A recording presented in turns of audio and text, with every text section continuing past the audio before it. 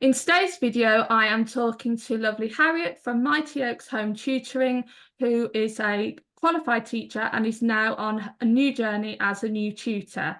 If you like today's video, make sure to give it a thumbs up and subscribe and leave a lovely supportive comment down below. Thank you very much for joining me today, Harriet. It's lovely to chat to you. Thank Right, I've you. never spoken to you actually before. We've just come across each other on Instagram. So, and you're actually a very, very, very new tutor, so it'll be interesting to hear your perspective, really. So, what made you want to work in education initially? It's like that cliche, I just can't remember wanting to do anything else. I Oh, from being a child, I wanted to be a teacher, and I think I had a really inspirational teacher when I was at school, yeah.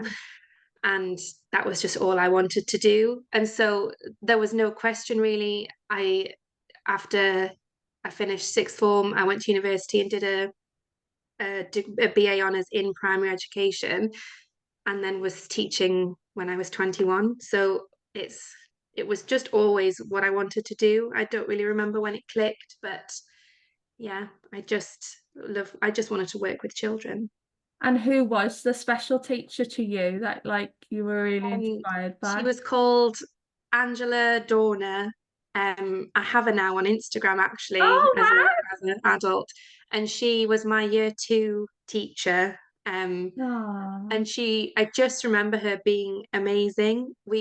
She had a guitar, we used to sing all the time, and I remember learning about the life cycle of frogs, and she brought in frog spawn, and she had tadpoles, and I remember doing treasure maps with her. I just remember doing all this really creative and interesting stuff with her, and I just loved her. And like reconnected with her a few years ago when I was an adult, and it was just really nice Mm. to because she's still in education. Um, Oh, wow. so it's nice to connect with her again as an adult. But yeah, I think she was where my journey started. And was she the same when you spoke to her again? Like, was she how you remembered? Yeah, she was just lovely. Just one of those lovely people, inspirational people. Oh, a lot of us have though, like a teacher. I put a Yeah, post up the other day and loads of people were like telling me their teachers and everything who was inspirational. So, and that's how everyone initially like started, I think, yeah, back in the yeah, day. There was someone that just brought the fun to teaching. yeah, So it was yeah. really good. So how was your time in the classroom? And then what made you want to leave, really? And I suppose if you look at it on paper, I had a really successful time in the classroom. I taught in England for a few years as an NQT, and then I moved to Germany and I taught in Germany for a few years. And Oh, then when I came back to England, I got a job as deputy head of a primary school in Manchester. Um, and was I suppose was a successful teacher and was doing quite well with my career. And then I had my first child, yeah. and my whole perspective on life just changed. And I think before, where I'd had the time and the drive Yeah. to put all those hours in and be at school the long days and do work at the weekends, it had never really been a problem for me. But then as soon as I had my little boy, I just thought, actually, I don't want to be Oh. at school all day, every day, and giving up my Sunday. And so then once I'd had him, I left the deputy head post and I went part time. I did 2 days a week class teacher. Did that for another year or two and then fell pregnant again. And I suppose now I'm still technically on my maternity leave from having my second. Um, and just thought, I don't want to go back into the classroom. I I want to be able to do the school run for my own children, and I Yeah. want to be able to take them to swimming and to the beavers and all that stuff. And I just thought, yeah, I think it's time for me to just step back from being in school and being in the classroom. And so I've got a couple of questions based off that answer. How soon after having your first did you give up the deputy headship? I gave it up on maternity leave. So Oh, wow. yeah, I was due to go back. I had my baby in the March and I was due to go back the following February. I took a year off and I decided, I'm not sure when I decided, but during my maternity leave, I decided I wouldn't be going back. I knew I Oh, didn't want to go back full time. So I spoke to my head at the time and just asked if I could go back part time. And she said, you can, but it wouldn't be as deputy head. We need a full-time deputy. So then it was the decision of part-time teacher or full-time deputy. And I just thought, no, part-time is best. So then I went back 2 day a week teacher. wow. Um, and then I stayed at that school until the end of the year, and then we ended up relocating because of my husband's job. So then I moved to another school and did 2 days a week there as well for till I went off on maternity again. So the first part-time role, was that at the school you were a deputy at? Yeah, And yeah. how was that? Like, how did people respond to you? I I found it strange. I found it strange because obviously there was a lot of things that I was involved in before that I then wasn't involved with, and that felt strange that I wasn't having a say or Yeah. making decisions around stuff I was making before.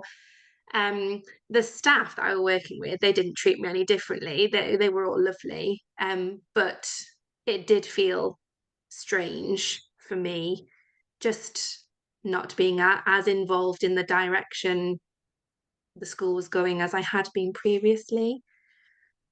And how did you feel? Did you find class teacher role easy in comparison? No, I don't. I don't think. I don't think it's easy. I think it's just different challenges. Because when I had the deputy role, I was teaching 3 days and out of class 2 days. Wow. So the 2 days I was out of class, I obviously was doing all the deputy side of the stuff. Um, so I mean, all of that was taken off my plate, but then I was still teaching and planning and delivering lessons, and that's, comes with its own challenges as well. And then also trying to balance just having a baby and having Mm. to navigate that as well. I noticed over the years, women who had babies, they would either go down the route of they just didn't come back, or Mm. they would come back and somehow manage it, but it was very, very difficult, obviously, depending on the Yeah. role that they had. But it's interesting you going, because I've noticed that when I was teaching, a lot of people said if you want like a promotion, you need to go to a new school or vice versa, because sometimes, not in all schools, it can be a bit awkward, Mm. especially with the role and stuff. And I found it a bit awkward because I went to, not like your level, but I went to like a subject lead. And when you're a teacher, you don't necessarily need things from other teachers. But then when you go to not a middle, Yeah, it yeah, was a subject lead. When you go to that and you need stuff off people, yeah. it suddenly becomes a bit awkward It and is. And stressful. I think teachers are really teachers. I have never met a teacher that doesn't work their absolute hardest and want to make life easier for all their colleagues. And then when you're in that Yeah, role where you then have to ask, I you're know. putting something else on them, you do feel it is, yeah, it is an awkward feeling, but also you want to do, it's the right thing to do the You want job. your job. You're like Yeah, you're answering to the head, but then you're answering to the staff, yeah, and you're trying to yeah. stay friends with the staff, but you don't want to get on the head's bad side because you've got assessments Yeah. due. You've got to have feet in both camps, and it is quite tricky It's to balance. really Yeah. awkward. So, when did you first hear about tutoring? When did it come into your kind of like radar, so to speak? Um, maybe like September time last year. It was when, so I had my second baby in March last year, and was on maternity leave and knew I didn't want to go back into the classroom at all this time. I just thought I need to find something else to do, and I just finished when I was pregnant, I was just completing my master's in psychology, Oh and wow. I finished my dissertation just after I'd had my second baby, um, and was kind of hoping that that would be a way out of the classroom. But then the more I looked into it, because I did a master's in psychology, if I wanted to do anything else with that, I would have to do a third degree. Oh And wow, I didn't realise. I just thought I can't keep studying when I've got, a family, Yeah. I've got to start earning some money. Um, and it was a friend actually who just said, why don't you tutor? And it had never crossed my mind at all. And I thought about it, and then someone else said it as well. Have you looked at tutoring? And I thought, oh no, I haven't. And then when I looked, I just saw this huge community that I didn't even Mm. know existed. And it is massive. It's really Um, big, especially now with and everyone leaving. yeah, and I think I talked to my cousin. She's got her own business, not tutoring. She's a writer, but she's got her own business. And I just spoke to her about it, and I was like, "Do you think is that something I could do? Like, just start a business?" She's like, "Yeah."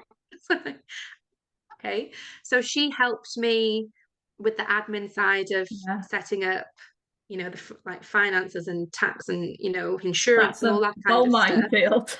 Yeah. Um, and then I kind of thought to myself, right, well, I'm going to spend Christmas up until Christmas getting everything in place, getting my DBS, doing some training, getting all my admin up and running, and then I'll start advertising in January. Um, and yeah, that's what I've done. So quite a Oh, whirlwind process, but yeah. lovely. And so you've talked about what obviously you made you take the leap. So how's it been so far? I'm I'm enjoying it. The thing I find really hard is like putting myself out there. Um I hate that like advertising and Makes you I feel a just bit cringe, doesn't it? yeah, and then I'm full of like imposter syndrome that somebody's paying me to do this. And I ended up ringing my cousin actually and just said, somebody wants me to teach phonics, and I just don't think I can do that. And she's like, she just said, Harriet, that's literally been your job for the last 12 years. Your job has been to teach people to read. And I thought, oh yes, yeah. I just have that moment of don't know what you're doing. No, someone Yeah. can't possibly trust you. But I found so I'm tutoring because obviously I'm still at home with I've got a 3-year-old and a 11-month-old. So I'm just doing a couple of evenings and a Saturday morning at the minute, and I'm Yeah. full with those. And I think that's a manageable amount for now. And then come September, I've just sorted out childcare for my youngest for 2 days a week, and I'm hoping to daytime, Yeah. get some daytime slots. But Oh, yeah, it's all exciting. it is. It's just yeah, it's the putting yourself out there. I just think I Yeah. need to be better at that. It does take a while because you have to build up your brand and your presence online, which by the looks of if I look at it now, like you can already see you are already recognizable by your color scheme and things like that. And it's the more tutors you get to know, you will be able to recognize without even their picture or anything on, you'll be like, oh, that's so and so, and oh, that's so and so. And it's really good, but it does take a while to build up like your presence because people have to get to know you and trust you Yeah. and yeah, because straight away, like it doesn't always happen. Like after school always happens pretty quickly, straight away. But like you say, the daytime, it took me a year to get home ed, and that was consistent advertising. And there was a whole other layer to that because obviously a lot of children now that are coming out of school, quite traumatic experiences. So, and some Facebook groups don't even let you on if you're a teacher or anything to do with the school. So, but it's changing a lot now, a lot since lockdown. So that's been, but it's always exciting in the beginning because it looks totally different to where you're obviously planning to go. So, do you have any particular goals? Obviously, I imagine one is daytime to get Yes. that up and running. Yeah, I would like to get daytime online up and running. And I just had I suppose I had a financial goal in mind as well, that it would be brilliant if I could earn what I was earning when I was teaching 2 days a week. Then I would feel like I was bringing something to our Mm, household financially. But then in terms of my business and I suppose for success for myself, it would be, I guess it would be just to, it's earning that trust, isn't it, with people, and to be recognized and word of mouth, that somebody would say, oh, have you mm, tried Harriet? And people would, mm, it's getting the clients. I mean, I've obviously got the evening ones and the Saturday morning ones, but yeah, it's cracking that daytime mm. market. Um, Yeah. yeah, that's the goal. You do have to be a bit patient, and especially one thing I found, like when we worked in schools, you don't really have a lot of time to think, do you? And the goals are pretty much like half hourly, daily, weekly. Yeah. Whereas when you're running your own business, something like communication with parents can take a few weeks, or it could take a couple of days, and it's just you have to learn to be patient, whereas I was really impatient in the beginning. You want it now and you want to make that money straight away. But like with any new job that you start, you don't always start on the way. That's the common question I see on, that life after teaching group. Yeah. Yeah. A lot of people say, I need to make this amount, I need to make this amount to be able to survive. And I suppose you do if you've got a certain mortgage, but it's not really, in my opinion, realistic straight away. You have to build up to get to That's the that. thing, like, yes, I'm a teacher and I'm an experienced teacher, but I'm not an experienced business owner, or I'm not an experienced marketer. Do you know what I mean? It's No. learning all of these new skills that um aren't necessarily teaching, but they're running your business and keeping your business Mm. going, that they're all really new to me, Yeah. and slightly terrifying. Yeah, because like when you're at school, there's a set system, set policies, and you can always refer to the head or people can refer to you, and there's always something in place. There's always like I don't really want to say consequences. I suppose there is consequences, if things happen, that kind of thing. There's a set procedure. But when you're setting up, you have to put your terms and conditions into place and all that kind of thing, and dealing with people because again with your money, like that just came in monthly, there was no questions asked. But in my opinion, to me, money is more valuable as self-employed because you may not get anything for a couple of weeks, and you have to Yeah. be really good at saving and Hmm. keeping on top of that. And that's a whole different mindset because again, you're dealing with people and you're dealing with money, and it's awkward and it's embarrassing asking for money. And it is a confidence thing because I'll be like, oh, is this all right? Is this all right? But in the end, you've got bills to pay, so you've got to Yeah. build up that confidence, say, no, this is what I do, this is what I charge, and this is, you know, I've got to live, basically. It's a business, it's not.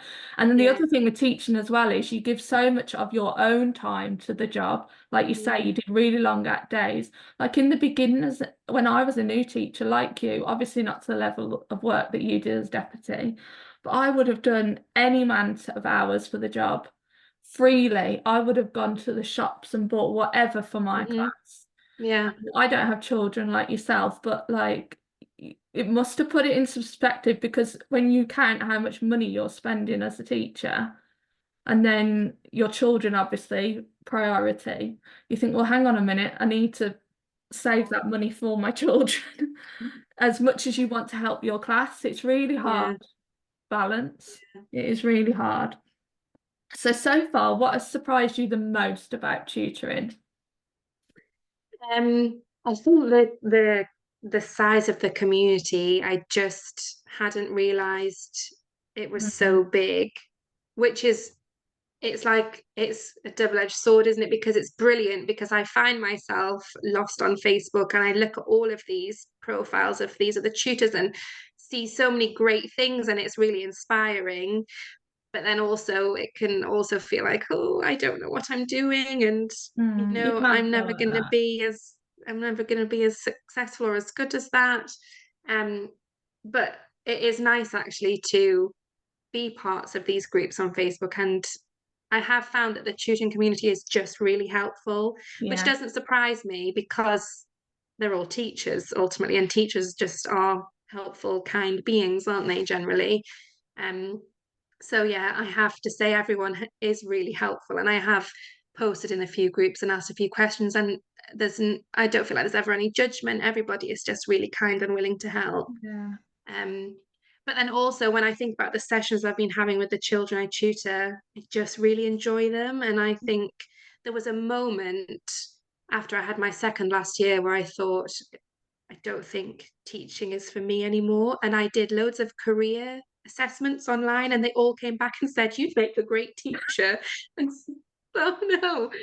But then actually, I've realized it's not teaching that I've fallen out of love with. It's the whole education system as a whole in schools that I was struggling with, and actually teaching when it's just me and the children, I really enjoy it.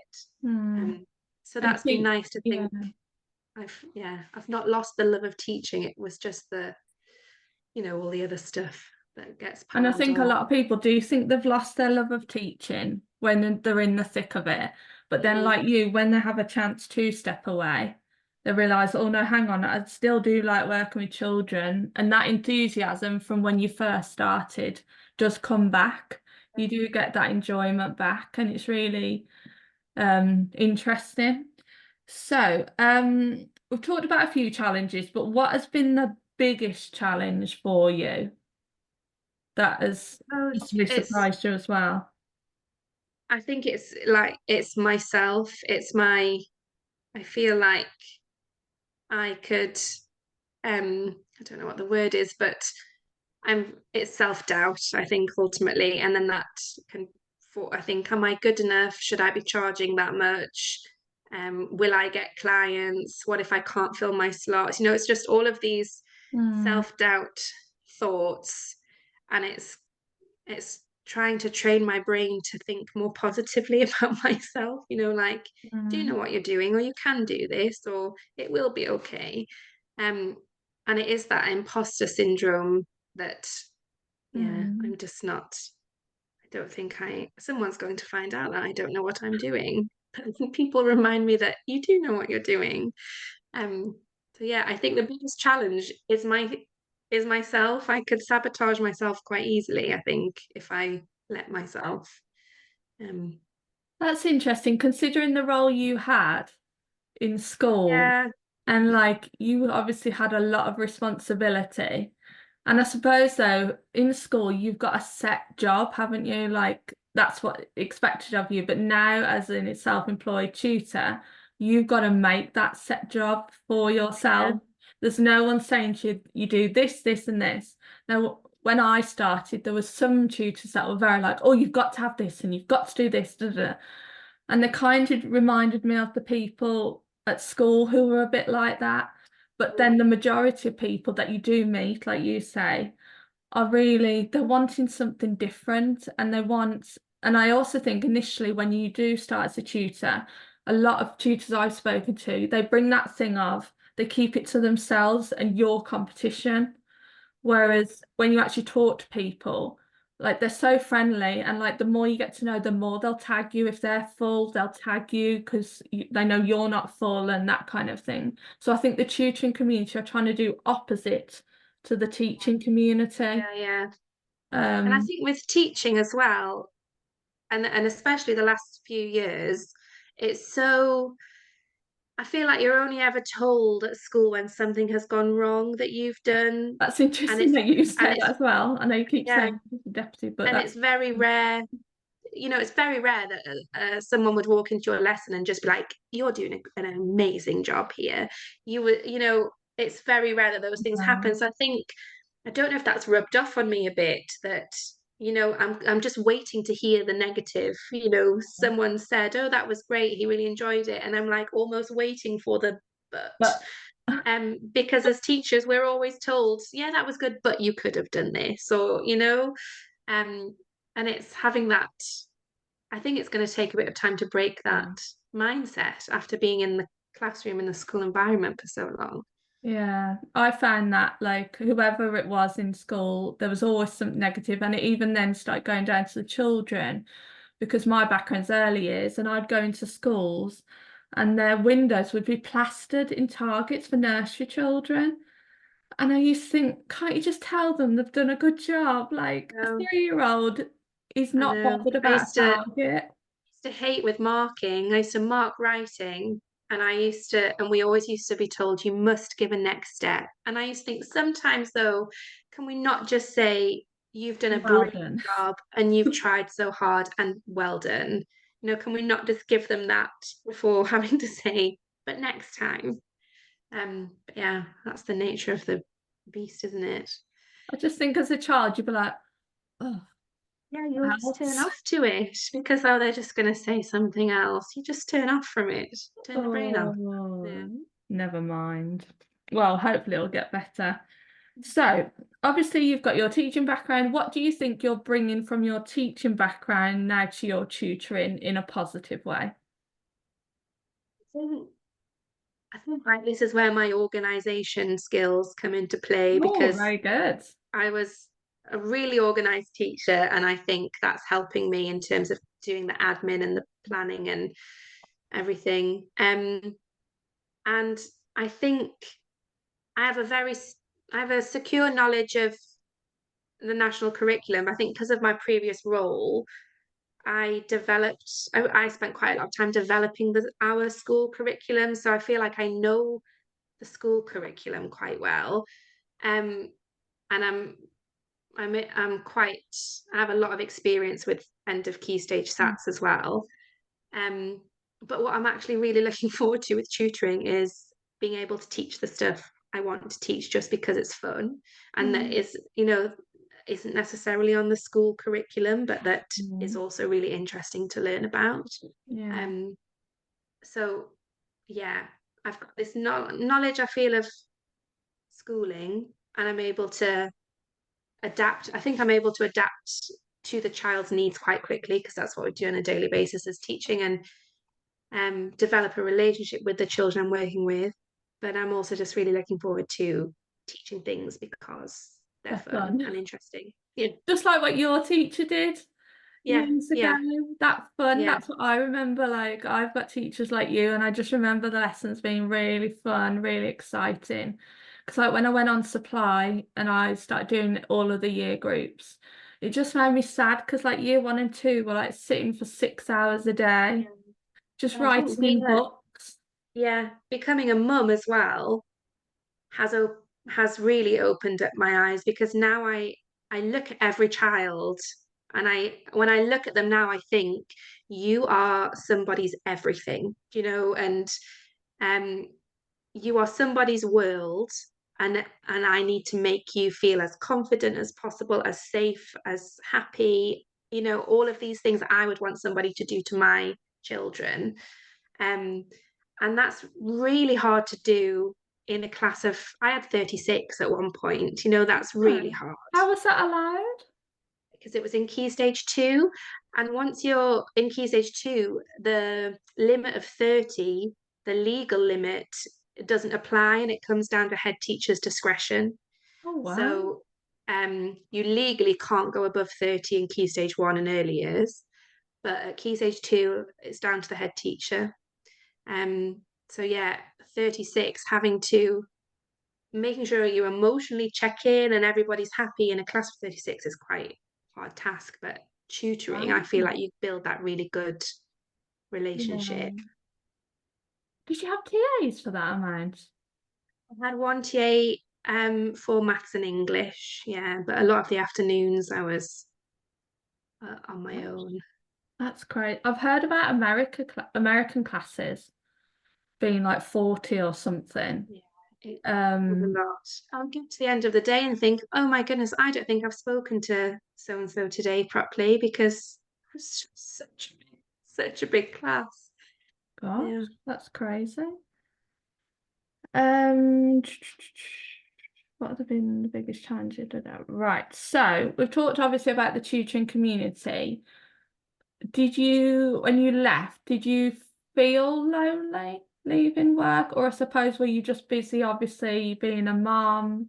I think because I was on maternity leave and I had already kind of said Decided. goodbye. I think I knew when I left I wasn't going to be going back into the classroom. Oh, that's So interesting. it was a it was kind of a happy feeling of I'm not going to go back in.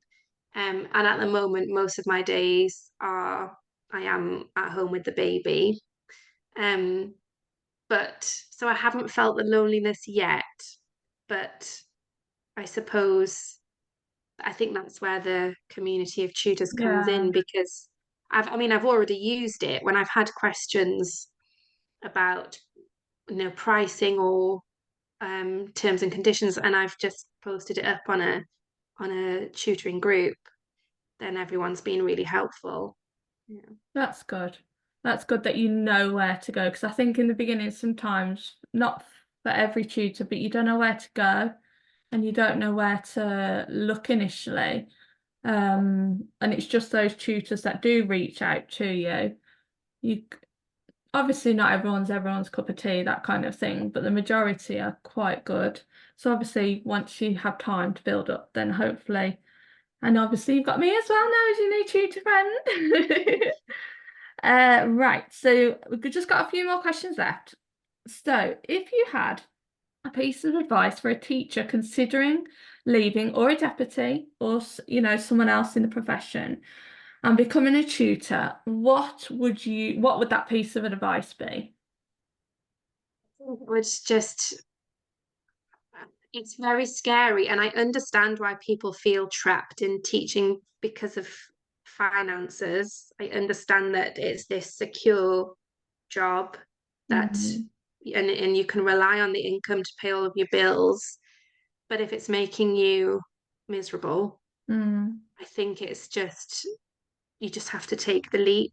I'm really glad that I am doing this and try and making an effort or trying um and haven't just gone back into the classroom after my second because I wasn't enjoying it and I was losing my love of teaching, and this has proved to me that actually it wasn't it wasn't the children and it wasn't the teaching, it was everything else that came with it. So it's just mm, I would just say just make the leap, whether that's starting evenings and weekends and slowly scaling back your days that you're in school. mm, um but yeah, I would just and mm, be nice to yourself. I'm not very good at doing that, but I recognize I need to mm, be kinder and not so critical of mm. yourself. Yeah, it can be scary. I think there comes a point though, it did for me, like you, where you have to make a change. For me, it was seeing another teacher leave, and I was like, you need to make a change. Because I think when we started teaching years ago, it was a thing that you just stayed in teaching, you never went anywhere else. So to get out of that mindset of like literally what is out there, because you don't know. I presumed every child was in school and they're not. And it's No, increased, home education is increasing a lot to even now where it's getting into the newspapers and people are starting to notice. So things are changing now. But it's hard to get out of that mindset of thinking, I've got to stay in this job. Very well, even though teaching gets a lot of digs, it's still a very well respected job, and it's hard to leave that and go on to something else totally different. So, yeah. final question then. What are you currently offering and where can people find you? So currently I'm offering one-to-one. I do face-to-face. I'm right on the Hampshire-Surrey border, so I'm offering face-to-face and online. And I currently do a Thursday and a Friday evening and a Saturday morning.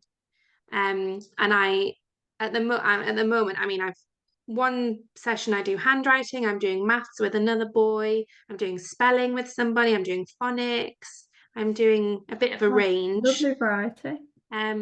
And then come September, when I get my little boy, he's going to be at the childminders 2 days a week, then I would love to get into the daytime stuff. And that's when I would really love to do the fun stuff. I'd love to do like a zoology lesson or a mythology or, you know, an art lesson or history, like all the history that's not taught in schools.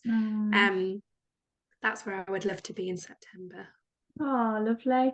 Well, I'll leave your details down below in case anyone wants to get in contact with you. Thank you so much for joining me. It's been lovely to chat to you. If you liked today's video, make sure to subscribe to see who else I'm chatting to as well in my next video. Thank you so much for watching.